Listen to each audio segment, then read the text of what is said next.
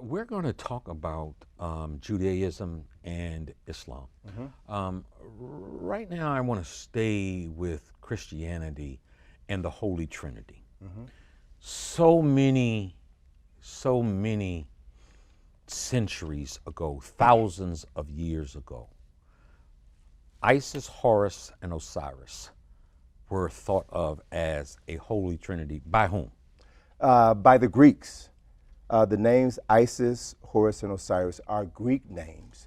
They're Greek names for African personalities. Now, we mentioned at the top of the show that I refer to myself as a memory recovery specialist. So let me just play that role for a second. Please do. We're here in Washington, D.C., and the most obvious symbol of the capital of the wealthiest and most powerful nation in human history is an object that is known as the Washington Monument. Yes. It stands in the geographical center of what was originally the 10-mile square of the capital of the United States of America. Now, that symbol is an ancient African symbol which represents the resurrection of an African king named Asar, whose name was later changed by the Greeks to Osiris. So that symbol is the oldest symbol of resurrection known to man. And I might add, Rock, that symbol was developed in Africa, principally in Kemet, the country that the Greeks renamed Egypt. That symbol is over 6,000 years old. And it represents a man, Asar, who was the founding father of Kemet, the nation of the black people. And Asar was murdered by his brother. His body was cut into a variety of pieces. One story says 14 pieces, and scattered throughout the land. Asar's wife, Aset, who's known as Isis to the Greeks, searched throughout the Nile River and found 13 of the 14 parts of Asar's body. She laid each of the pieces out and literally remembered her husband, washed his body with oils, wrapped his body in bandages, and created the first mummy in human history. And as she was about to bury her husband, she grieved, as any wife would grieve, because she was about to bury the man that she loved. She also grieved because, according to a story that is over 6,000 years old, a story with plenty of documentation that I see every year when I travel to Egypt, Aset was also a virgin. And before she buried her husband, the spirit of her deceased husband, Asar, came and impregnated her. And then 9 months later, the virgin Aset gave birth to this son, Heru. Now, according to some versions of the story, Heru was born 6,000 years ago on December the 25th. So we have, within the story of the founding Paris of ancient Kemet, Asar, Set, and Heru, the fundamental story that would later be incorporated into the Bible as the story of Jesus. And there are numerous parallels that, again, any person who is questioning what I'm saying, if they were to have a conversation with any trained priest or rabbi or bishop, someone who is going to divinity school, they know this story. And that is also the reason why you'll find this same symbol that looks like the Washington Monument. It was known originally as a tekken. We know it better by its Greek name, obelisk. They will find a tekken in the center of St. Peter's Square. So you have to ask the question, what is this African symbol of resurrection doing in the center of the Vatican? And why is it that every Easter Sunday, when the Pope stands on his balcony and delivers his sermon about the resurrection of Jesus Christ, there are 150,000 people standing in St. Peter's Square surrounding that tekken, that oldest symbol of resurrection, and every Pope knows that story. So it begs the issue that not only do people of African ancestry need to have their memories restored, but people of all nations need to know the greater truth of an African story that has been hidden from most people on this planet. In 1993, I think it was, I was at the Vatican, and they took us on a tour. And I asked the tour guide, could he allow me to see the Black Madonna? I thought he was going to have a heart attack. Tell us about the Black Madonna. Well, the Black Madonna, there are several Black Madonnas. Pope John Paul II is from Poland, Czeskochowa, and in Czeskochowa, they have a shrine of the Black Madonna. So every time the Pope went home, he would go and pray at the feet of the Black Madonna. The Black Madonna is the Greek version of Isis and Horus, which is the Europeanized version of Heru and Aset. So this story that I told earlier about Asar, Set, and Heru, and the virgin Aset being impregnated by the spirit of her husband Asar, and Aset giving birth to Heru on December the 25th. So if we follow that narrative, Aset was forced to flee for her life because the king of Kemet, Egypt at that time, Set, was looking to kill the son. And so Aset and her son literally hid in the bulrushes. And I could take you to temples in Egypt and show you these images. And so she was Aset and Heru were worshipped by the Greeks as the Black Madonna and Child. And then it was later, much later, that Eusebius took these ancient stories, took these ancient myths, and that's the essence of it. This story is mythology. It is not a historical fact, but it is a myth that is used to imbue people with a certain level of understanding so that they can relate to things beyond the physical. And so it was Eusebius who grafted these stories into the new narrative that they were creating in order to control the people physically, mentally, and spiritually. You use the term myth. Yes, sir. Would you then suggest that the birth of Christ in the manger and the Holy Trinity is a myth also? Rock, you're going to get me in trouble. Okay. That's what we do. But let me say this. I remember in 1981 reading John Jackson's book, The Introduction to African Civilization. And John Jackson was a brilliant human being. He probably had a photographic memory, a brilliant scholar. And in his book, Introduction to African Civilization, he talks about the Christ myth. Now, there's a book called 101 Myths of the Bible. There's a book by Kersey Graves called 16 Crucified Saviors. And in this book, we find that there are 16 historical personalities that grew out of myths about 16 personalities who also were the product of a virgin birth, who also were born on December the 25th, who also were symbolically crucified. So what you see in this narrative is that myths are powerful tools that may not necessarily be true, but they have truth in them. And so it's a means of telling a historical narrative across time and space, such that everybody can relate to it. So in that context, if you like, I could break down the mythological elements of the story of the birth of Jesus the Christ. And it's all based on historical facts and astronomical facts. Now, I'll tell you something. As the foundation of Christianity, yes, I'd like for you to take a stab at your thoughts on just that. Well, do that breakdown. And let me put this in context, because I was born and raised in Chicago. I grew up in a Christian household. My grandmother was probably the most religious person I ever met in my life. She took me to church, and every time I went to church, I would ask questions. Yeah. Why don't I see people who look like me in the Bible? Why, and I asked, and she would say, just don't ask questions. Yeah, like my mom did. And so that developed in me an inquisitive mind, and led to me asking questions that I wasn't supposed to know the answers to. And when I, as a college student here at Howard, would go home and have conversations with my grandmother about some of the things that I was learning, I realized that my grandmother was not prepared for the information, to receive the information that I learned. But because I loved my grandmother, I respected her and didn't try to move her beyond where she was. Because she needed Christianity. She needed her belief in Jesus Christ in order to help her deal with life in Chicago in the 1960s. But what I know, based on studying history and science, is that the story of virgin births in many cultures is based on mythology. We're told that Jesus was born in a manger. We're told that 3 wise men came to visit him. They followed the star that was in the east. Now, this is based on astronomical phenomena, because around the time of December the 21st, we have the solstice, with the winter solstice, which is the shortest day of the year. And from December the 21st through December the 24th, literally the sun is still. The length of the day does not increase nor decrease significantly. So the sun is still.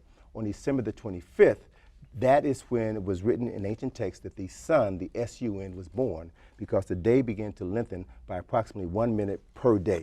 So at the time that the sun was born on December the 25th, that the constellation of Virgo was rising on the horizon, was halfway above the horizon. So it was said symbolically, metaphorically, that the sun, S-U-N, was born of a virgin. And at the same time, the stable of Aegeus was rising in the east. So it was said that the sun was born in a stable and that there were three stars that are the three stars in the belt of Orion that point to the star Sirius. Those three stars were known in ancient times as the three wise men. So if we look at the story of the birth of Jesus the Christ, it is a story of cultural significance, mythological significance, and astronomical significance that means three different things to people who have an awareness of this story and know how to interpret it. Again, staying with Christianity still. We're governed, Christians are governed by their code of conduct on this earthly plane, governed by the Ten Commandments. Yes. That the Word of God, or did that come from something called the Book of the Dead? Well, I recall James Henry Breasted, who was a famous American Egyptologist at the University of Chicago, established the Oriental Institute in, I think, around 1935. James Henry Breasted got in trouble for saying that the Ten Commandments were derived from the 42 admonitions of Ma'at. What does that mean?